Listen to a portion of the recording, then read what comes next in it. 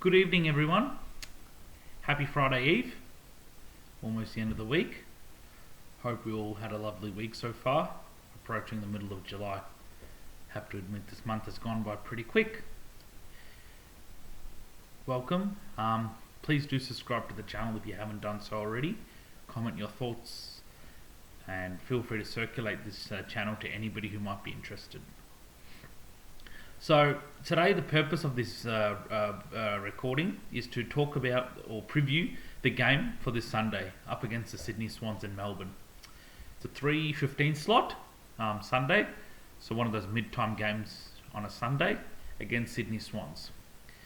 Now we're coming up against a team who have been in reasonable form, probably their most reasonable form last few weeks, as opposed to the first half of the year. It's a team who played the grand final last year, but who have also been a team that haven't met those expectations that the pundits would have had on them. By that I mean most pundits had them to still maintain their top four position, or at least give it a bit of a fight or a chase for top four. But that's not to be so far. Although there might be a very slim chance to sneak in, it's going to be a bit difficult. Nonetheless, their form recently has been pretty good, so it's another game. St Kilda have to be switched on.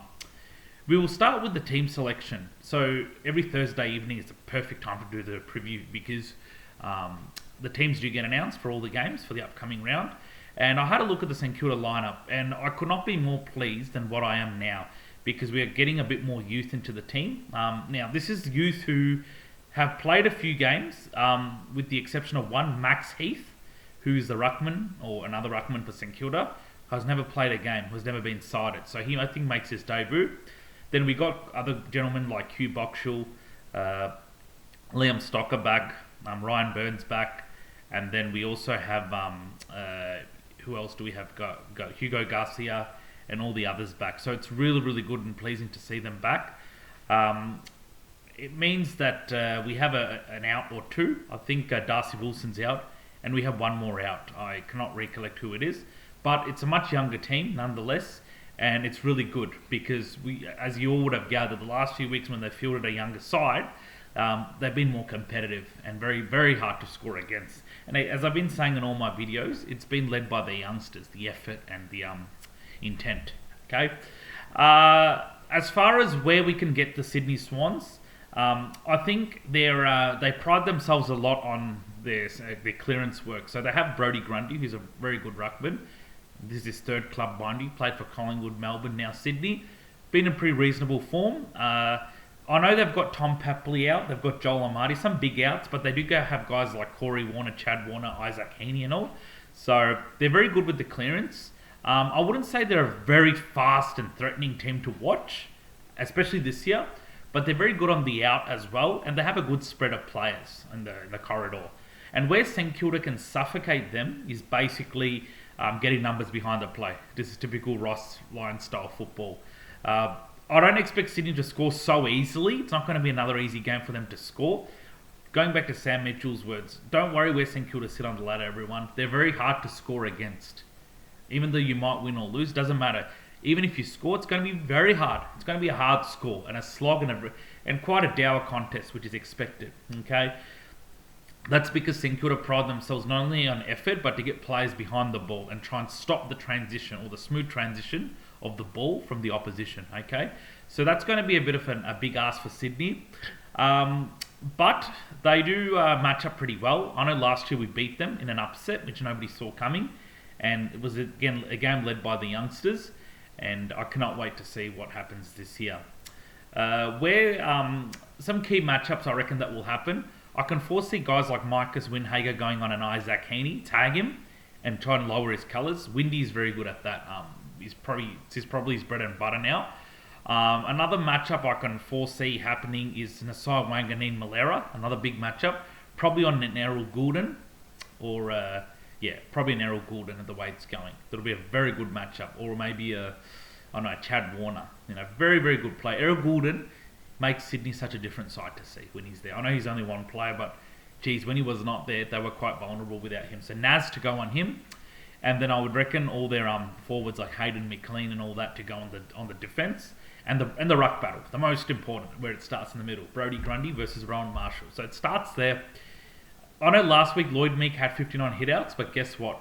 St Kilda won the clearance against Hawthorn. So this time, I think what the focus should be is win the clearance, if not the hitouts. Hitouts would be great, but if not, try and win the clearance and try and make the transition to the forward 50 more polished than last week. Last week there were so many opportunities. It was more like St Kilda lost it than Hawthorn won it type of game.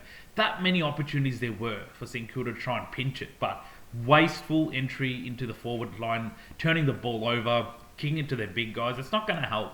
It's really not going to help. Perhaps lowering the eyes a little bit, taking time to you kick the ball. Look at Naz. Beautifully he passes the ball. I know he's turned the ball a few times. Majority of the time, bullet passes. The way he runs and carries. Rest of the team, if the rest of the team can follow that, that'll be great. I'm not saying every pass has to be perfect, but if majority of the passing of the ball to the forward line can be very decent, that'll be really great. Because any team can clunk these. People are waiting to clunk these. So it's very important. Our transition to the forward 50 is good, and our goal kicking is very important. Last week, 14 behinds and 10 goals. Reverse those, St Kilda could have tied the game with Hawthorn, or probably even win it if they were that good enough to kick straight. So the generating opportunities is not the issue, the effort and skill to do that. It's the execution post generating opportunities that's really killing. So they've got to tidy that up. And I'm looking forward to the youth again going around again. So you got Max Hall, Taru. I'm sure he'll have another day out in the back line. Looking forward to seeing him leap up and take those and spoil the ball, or take some massive packs or speckies as we call it. So really looking forward to the game. I won't be there, got a prior commitment, but it should be a very good contest and very winnable. Okay, they're not a very dangerous side. I mean, or even when they're good, their best is good, but they're not being that dangerous this year. Remember, this was a team we pipped last year when they were in top 4 mode throughout the year. So you can imagine what it could be like this year. But got to be on the toes. Marvel Stadium, St Kilda love playing there. They love moving the ball very quick, but got to bring your A-grade game, okay? Get the basics right. Make your passing great. Be accountable. Stop bombing the ball too much because, as I said, players are there to clunk them. And this is what Sydney will love to see if you keep bombing it. Lower your eyes. I know there's no maxing and big forwards, but lower the eyes. Take your time to lower the eyes, and that'll be good. Today's lineup, I know, had an extended bench, I think about 7-8 players. That will be trimmed down to tomorrow. So the actual finalised lineup will be announced around 5-ish tomorrow evening. So that will be the finalised lineup to look at on the AFL website for sure. And hopefully those who have come in don't get omitted, because I'd really, especially guys like Max Heath, I'd love to see him have a go. Been hearing so many good things about that young lad, but he's never sighted it on the park. So I really hope he stays there and see what he can do, because this is really important. It's all about, as I said, we're going to have some big names coming in the off season, and we're here to keep developing the list. And so I look forward to that, okay, to seeing what the youth can do in this Sunday's game. And always, one thing I've always learned, developing versus developed. One thing I wanted to tell you all. Any team who's developing, it's not a failure. You need to be developing to go to developed. Okay, you just don't get developed straight away. Okay, St Kilda are one of those teams in transition with the list. I think it's pretty well documented out there. But you need to go through that transition to be fully transitioned. Even some teams in the top 8 are still working on their youthful list. Like you take Hawthorn, they're in the 8, expected to play finals. They've got a lot of youngsters too. It's not that every player there has played 150 or 200 games plus like the Collingwood players. They have got the youth. And they know they're still going to work on their list. But for their list, they're doing very well. They're sitting in the 8, expected to play finals this year. So developing is absolutely paramount for this, especially with the youngsters. There's no shortcut. So developing is a must. You've got to be in a developing phase to be developed. That's what I see with St Kilda at the moment. At least they're working towards something. And we as spectators and supporters are seeing that. It's quite visible, and it's great. It's really great. I want to see a lot of the youngsters. The only way they get better is play more games and learn. Okay? It's like when you study at school or anything. They say, your school teacher will say, keep doing more questions from the textbook. You'll get better. You'll learn more. Of course, there is no shortcut. So that's what I'm looking forward to seeing. Play more, get the youth. There is very good top end talent at St Kilda Football Club, and we'd like to see that on the park. So, and the only way that can happen is you blood the youngsters, inject more game time into them. Of course, they've got to earn the hard yards, but inject more game time. Make sure they play. Make sure they develop. They make mistakes. Obviously the coaching staff are amazing to tell them what to work on, what it means for them. So, but we want to see them on the park as often. As I've been saying in my videos, they are going to be the next crop of players who will take St Kilda to their next flag. I can assure you that. It's on them. On grand final day, those are the players that are going to be responsible to drive success and take this club forward. And we supporters are here to enjoy the ride of that. So, all the more reason. Okay? So, developing, absolutely important. And sometimes you have to go through a developing phase. And that's what St Kilda are going through right now. Okay? We're going to get a bit more youth in the off-season, some big names, and just keep improving the list. Think of list management as the roots of a tree. It all starts with list management and the quality of your list and how consistently the list can perform. You take Adelaide Crows. They were a bottom 4 team the last few years. They recruited beautifully. They got some absolute guns from other teams like Alex Neil-Bull in Melbourne, James Peatling, Isaac Cummings from GWS. They got Jordan Dawson and Isaac Rankin from both the Sydney Swans and Adelaide Crows respectively. So they've gone to the draft and they've got some very good players from other clubs too who are having a massive impact. I mean, every time you talk about playing Adelaide Crows, it's always about stopping Isaac Rankin, isn't it? So, and guys like Dawson, who's in Brownlow medal form. So they've also been a team in their bottom 4 who have also gone through development phase, and today they're slowly peaking, and that's great.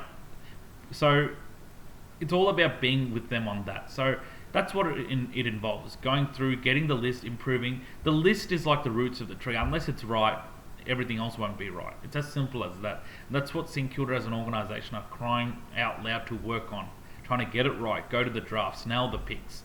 I know there's been a lot said about the Alan Richardson days where St Kilda didn't recruit the right people, like the Jack Billings, and they decided to go for Billings over Bontempelli, guys like Petrarca over McCartan, and how it's backfiring. I know that was it was a different management team back then. You learn from that. Yeah, it was backfiring, but sometimes unless you draft the players, you won't know. And it didn't work, they've learnt it. So I reckon this last 4 years has been the best drafting I've seen with St Kilda since the Grant Thomas days, if you really ask me. Since drafting guys like Windy, Naz, Filippo, and now you add that Darcy Wilson, Hugo Garcia, Travalia, and Tyroot. This is probably our best drafting since the late 2000s, if I'm being very honest and transparent with you all. So it's just a matter of adding to that, improving, get the list right, have a good balance, make sure there's enough depth, okay? As Kane Corns has been saying, every time St Kilda loses, you can see the quality or the holes of their list, and quality is questionable, and he has made it very clear that he expects St Kilda to be one of the busiest teams in the off-season this coming year. I second that, and I do, because if you know what's going on with St Kilda, they've got a big salary cap, massive, to spend on a lot of players. So you might as well get busy, fire a shot, as I've been saying, get busy, add to the list. There's nothing wrong. You've got to fire a shot somewhere, right? It's about taking the club forward. Doesn't matter what people say. Doesn't matter if they say that players it's not worth that much. Why are you spending so much? Well, you got to start somewhere. You got to pay some players pretty good money as well. It's not just about, regardless of whether we think some players are worth that much or worth little, doesn't matter. We don't want to be like other clubs paying less and luring them to come. We want to pay them decently. We want to be seen as a club who pays players very decently, okay? Motivate them to come, sell the vision. There's lots to this. It's nice to question about, they're not worth this much, and question their value in currency. No. I always trust the club. There's a reason why they're offering that much. Look, everyone can have their opinion about how much they should be worth in terms of value in currency, but at the end of the day, it's the club's call. But at the end of the day, as long as you can lure some good players, regardless of what they're priced at, and keep adding to the list, yeah. Now, you take Hawthorn, for example. They got Josh Battle as a free agent. They got him for less money than what St Kilda offered, mind you. I think I've mentioned this in my previous video when I did the Hawthorn preview game.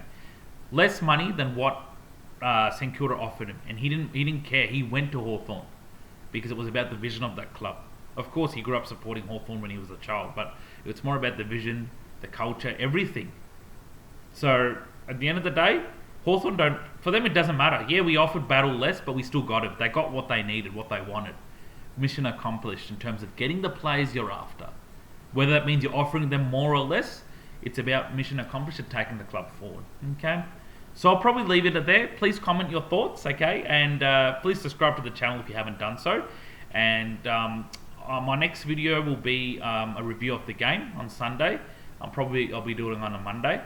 And yeah, till then, take care, stay safe, stay dry, and yeah, have a great weekend ahead. Okay, go the Saints. Take care. Bye bye.